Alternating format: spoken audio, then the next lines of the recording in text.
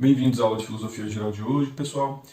Na matéria de agora abordaremos Santo Agostinho, ou também chamado na filosofia de Agostinho de Hipona, e São Tomás de Aquino, ou dentro da filosofia, Tomás de Aquino apenas. Tá bom? Primeiro, é importante que a gente contextualize, né, o período que a gente está vivendo. Esses dois filósofos, eles são parte da Idade Média. E como vocês sabem, durante esse período histórico, há uma influência muito grande da Igreja sobre toda a produção cultural e científica e todo o conhecimento daquele período. Então, vocês vão perceber, como eu vou apontar para vocês, que esses dois filósofos, tanto é que viraram santos, eles, de certa forma, se utilizam da filosofia para fundamentar toda a estrutura do cristianismo, tudo bem? E principalmente a Igreja Católica. Vamos lá então. O primeiro filósofo da aula de hoje é o Agostinho de Hipona, que ele foi canonizado como Santo Agostinho. Santo Agostinho está ligado com a patrística, né, a escola patrística. A escola patrística está ligada com os principais pais, né, ou os padres da Igreja Católica, que profundiam esse conhecimento, né, que divulgavam, propalavam essa forma de saber. Agostinho de Hipona nasceu no norte da África, onde hoje seria correspondente à Argélia, tá bom? Ele tem descendência também persa, mas ele mesmo se identifica e se denomina como um pertencente à região aqui africana mesmo. Ele foi estudar aos 17 anos, né, em Hipona, por isso Agostinho de Hipona foi onde ele estudou e exerceu cátedra. Só que ele teve aqui uma vida muito hedonista, né, então ele tinha, de acordo com ele, bebia muito e tinha relações sexuais com diversas pessoas. E inclusive tem uma frase dele muito conhecida que é: Senhor, né, dai-me castidade e continência, mas não ainda. O que prova que ele, né, durante muito tempo, ele viveu aqui com essa cultura hedonista e depois ele se converte, por volta dos 28 anos, tá bom? E abandona essa vida hedonista, essa vida, digamos assim, errante, e entra para a Igreja Católica e fundamenta toda a teoria dele na filosofia, né? Então ele une a teologia com a filosofia nesse primeiro momento. Tudo bem? É interessante também pensar que, né, ele teve uma relação estável, uma união estável com uma mulher por 13 anos e mesmo assim era da Igreja Católica, que até pouco tempo atrás, né, até o século passado, condenava e não reconhecia esse tipo de relação. Era sempre uma relação à margem, assim, inclusive, do direito. Foi uma luta histórica muito grande para o reconhecimento da união estável, né, e para apagar esse estigma que a união estável tem. O Agostinho de Hipona, ele teve uma influência muito grande dentro da sua teoria por Platão. Então o que ele fez? Ele, acreditando e buscando a fundamentação para o cristianismo, ele se volta para o período clássico e encontra todo esse arcabouço de Platão e se utiliza da teoria filosófica de Platão para fundamentar o cristianismo. E como que ele faz isso? No primeiro momento ele pega, né, aquela ideia do mundo inteligível, o mundo das ideias de Platão, e converte isso no paraíso, né, na cidade de Deus, no lugar para qual iremos após a morte. E o mundo sensível, né, a realidade terrena, para ele é a Terra mesmo. Então ele converte aqueles planos de conhecimento de Platão em, né, os planos bíblicos de céu e terra para a gente. Tá bom? Outro aspecto muito interessante é que ele vem aqui com uma guinada e uma visão diferente, defendendo a conversão. Porque muitos padres da época, eles não acreditavam na conversão. Eles viam assim: se você agir de uma forma boa, você iria para o céu, senão, né, você iria para o inferno. E ele defendia a conversão por quê? Até porque ele era um convertido, né? Ele teve essa vida errante e depois ele se converte e vira santo. E o que tem de importante aqui para a gente estudar de Agostinho de Hipona? Agostinho de Hipona, né, ele faz uma divisão entre cidade humana e a cidade de Deus. Então essa cidade terrena, né, o conhecimento que nós temos aqui da Terra, e a realidade divina. E o que ele fala? Ele fala assim: olha, o mundo de Deus, o paraíso, né, a cidade de Deus, ela é perfeita, ela é justa, não há erros, não há defeitos. Entretanto, a realidade do mundo humano é que a nossa lei é injusta, que nós cometemos injustiça na aplicação das leis, porque os homens são defeituosos, que a gente nunca vai atingir a perfeição. Não cometemos justiças aqui. Aqui é o local onde as injustiças acontecem mesmo. Basicamente assim, é injusto, a lei é injusta, a produção legislativa daqui, a produção de sentença é injusta, tudo é injusto. A gente tem que se conformar com isso, tá bom? Só que, mesmo entendendo que tudo aqui é injusto, ele acredita que há algumas pessoas que elas têm o acesso, né, a um conhecimento que vem de Deus. né, aquela ideia de reminiscência de Platão, ele incorpora aqui. Só que em vez de você buscar essa reminiscência, né, do mundo das ideias, como Platão dizia, ele acredita que essa reminiscência, digamos assim, ela vem de Deus. Porque Deus aponta seus escolhidos, né?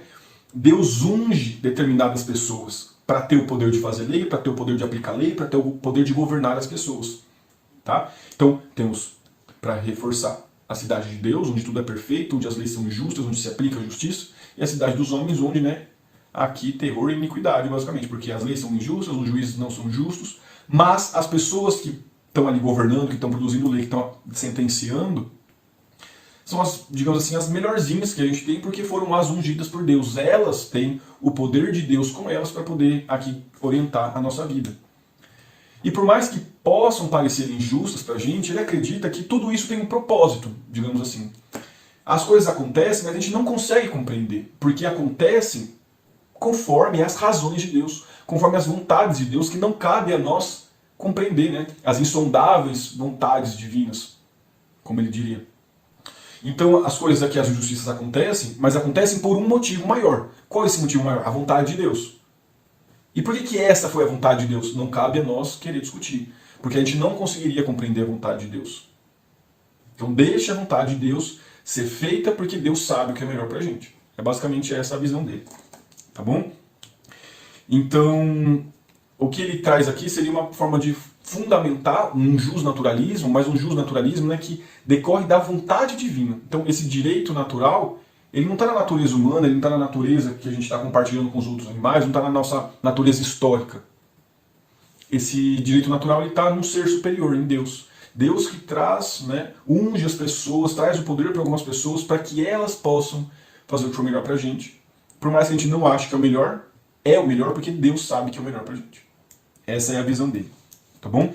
E as razões de Deus, elas são insondáveis. A gente não pode ficar sondando porque Deus quis aquilo, porque Deus pensou assim, porque a gente não tem compreensão para isso. Tá bom?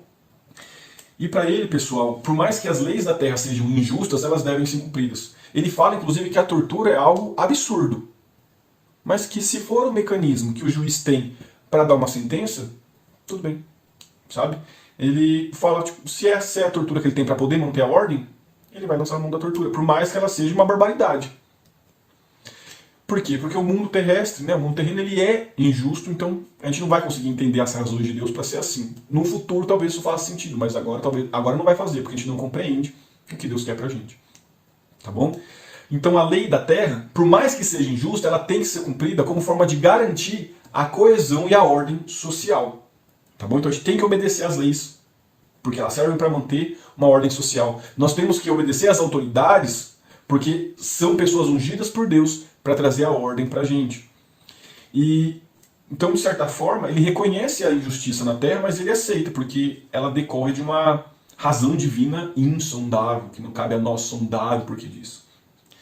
E quando ele fala que tem pessoas que têm poder porque Deus quis, nesse momento ele acaba legitimando a escravidão. Ele fala que a escravidão ela pode acontecer mesmo, porque Deus escolheu alguns para mandar e outros para obedecer, basicamente isso.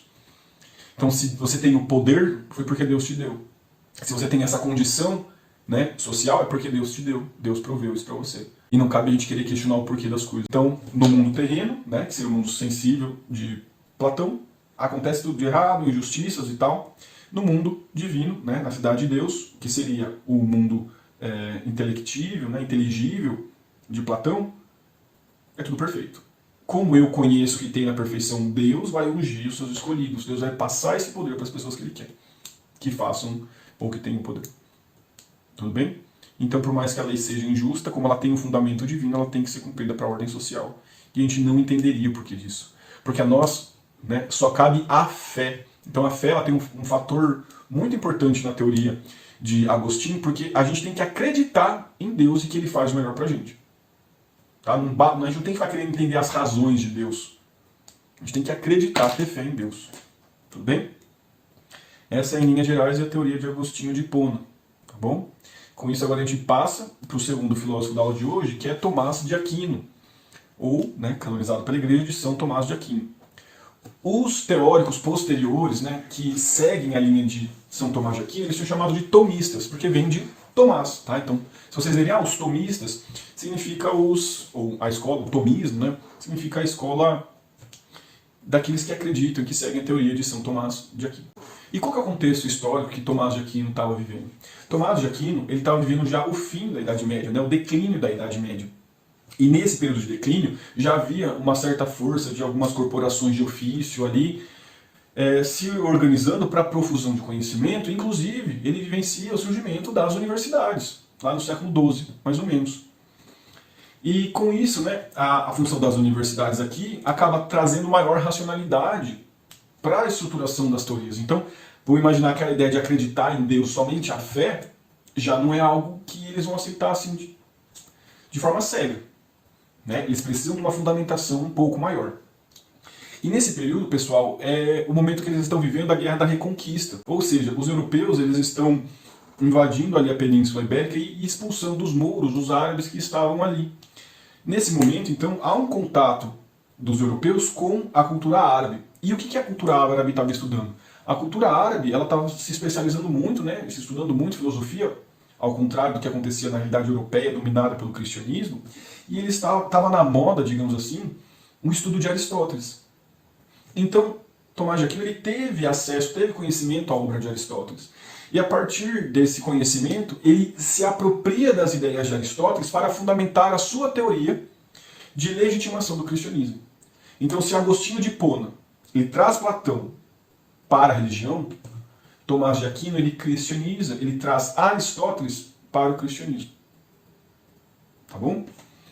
A sua obra, né, foi censurada em 1277 por causa dessa ligação com Aristóteles, que eles de certa forma ligavam com os mouros, com os árabes, que eles não gostavam. Depois de um tempo, obviamente, passaram a realizar estudos sobre as obras dele, e em 1323 ele vira um santo, e em 1567 a obra dele, eles reconhecem a grandeza para a época daquela obra, e no período de Contra-Reforma ela é levada ao altar junto com a Bíblia. Então pense, algo que foi censurado pela Igreja Católica, alça o patamar de um livro tão relevante, tão importante quanto a própria Bíblia. A Suma Teológica de Tomás de Aquino, ela compartilha o altar com a Bíblia Sagrada. Tamanha a relevância para a reestruturação, né, para o período da Contra-Reforma da Igreja Católica. E o que ele defende? Ele, obviamente, vai acreditar na fé, mas não só na fé. Ao contrário de Agostinho, ele traz o elemento razão aqui em jogo. Ele fala assim, olha, o que nos diferencia dos demais animais é a razão. A razão é um elemento que é compartilhado por todos os homens. Todo ser humano tem razão. Isso é certo. Só que o que faz, por exemplo, as ações de um homem cristão ser melhor do que as de um homem pagão? É a fé. Então, para ele, há a razão, para todos os homens, todos têm razão, só que a razão do homem cristão ela é melhorada, ela é aprimorada com a sua fé. O que eu quero dizer com isso? Para Tomás de Aquino, a fé ela vem para melhorar a razão. Então fé e razão andam juntas, porque a fé aprimora a razão do homem. O homem ele é uma pessoa mais racional tendo fé. Tá bom? Então por isso que a fé dos cristãos é uma fé, digamos assim, completa e melhor do que a fé dos pagãos. Tudo bem? E o que Tomás de Aquino fez com a sua teoria? Dentro da filosofia geral, né, de Tomás de Aquino, ele tenta fundamentar a existência de Deus se utilizando de conceitos aristotélicos. Então primeiro ele parte da ideia de que a natureza de Deus ela não é auto-evidente, então eu não tenho como conhecer diretamente a essência de Deus, mas eu posso conhecer isso, né, de outras formas, através, por exemplo, dos efeitos de Deus. Então aí ele funda as 5 vias para a prova da existência de Deus, né? A primeira forma, ele traz o conceito de ato e potência, dizendo assim, ó, as coisas são um ato aqui, então é aquilo que ela é, e tem potencial para transformar. Se há essa mudança, se há esse movimento, o movimento ele tem que ser em relação a algo que está parado. Então isso está parado, então essa coisa está em movimento em relação a essa que está parada. Mas essa já se movimentou, e a gente vai regredindo, regredindo, regredindo, até chegar no momento que a gente vai encontrar a primeira força motriz de tudo, que seria Deus. Tá bom? E com isso, ele aprova, por essa primeira via, a existência de Deus como primeiro motor, né, existente no universo. Depois ele se apropria da ideia da causa eficiente, né, de como as coisas se transformam. Ele fala assim, ó, ninguém pode ser a causa eficiente de si. Algo tem que ter te transformado. Tá? Algo tem que ter modificado você. Então eu modifiquei isso modificou aquilo, né? Foi modificado por aquilo e assim sucessivamente. Até que a gente vai regredindo em quem modificou o quê, que vai chegar em Deus. Essa regressão leva a Deus, que Deus foi a primeira causa eficiente para tudo. Deus começou a alterar e modificar as coisas, transformação das coisas começou a partir de Deus. Quando a gente faz essa regressão. Depois, a terceira via, ele faz uma análise dos conceitos de contingência e necessidade de Aristóteles. Ele fala, olha, contingência é aquilo que é supérfluo, né? Que varia de uma coisa para outra, que não é necessário para identificar o ser das coisas, e necessidade são as características necessárias para identificar o ser. Então, aquilo que existe agora, como necessário, só pode existir a partir do que já tem aqui também. Então, quando eu vou analisar o que é necessário, para identificar o que é necessário, eu preciso, né, separar o que é contingente para identificar a essência. E a partir de onde, né, eu identifiquei aquela essência.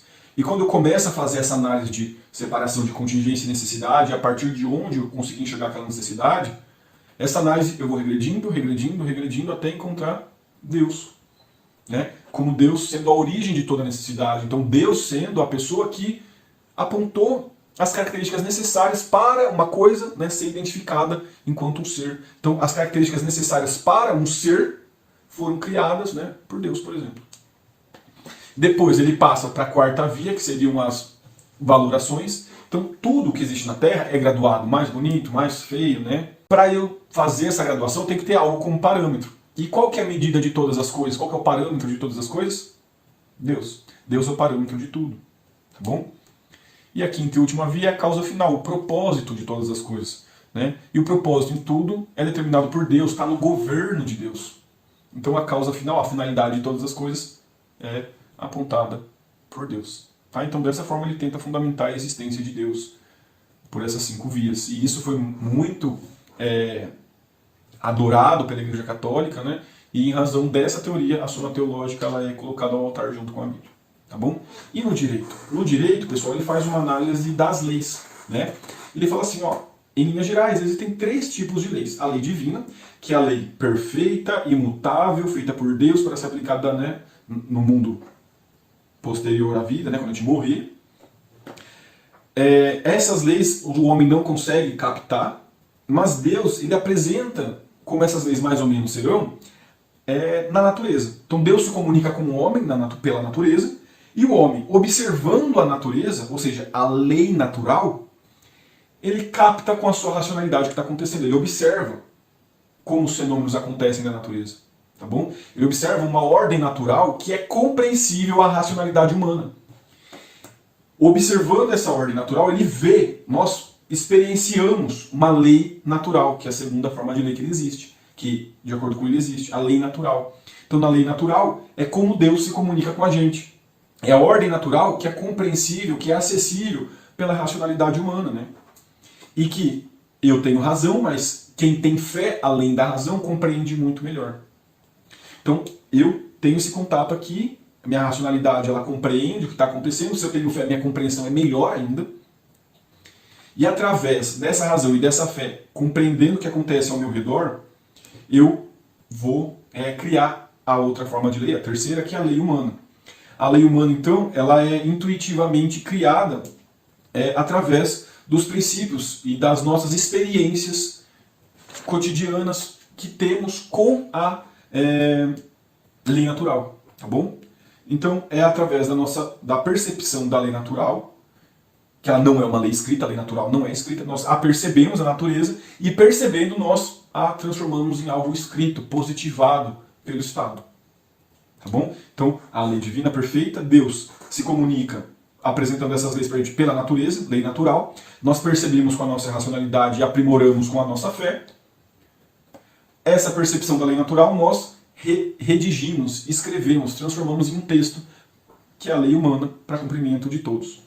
Tá bom? E por fim nós temos a ideia aqui de justiça para Tomás de Aquino, que é a mesma ideia de justiça que tinha em Aristóteles, aquela divisão entre justiça distributiva, né, do Estado com as pessoas, distribuindo conforme o mérito, e a ideia da justiça comutativa, que é entre os particulares. Com isso, pessoal, a gente encerra então a aula de hoje, os pontos principais que eu tinha para abordar com vocês, e por hoje é só.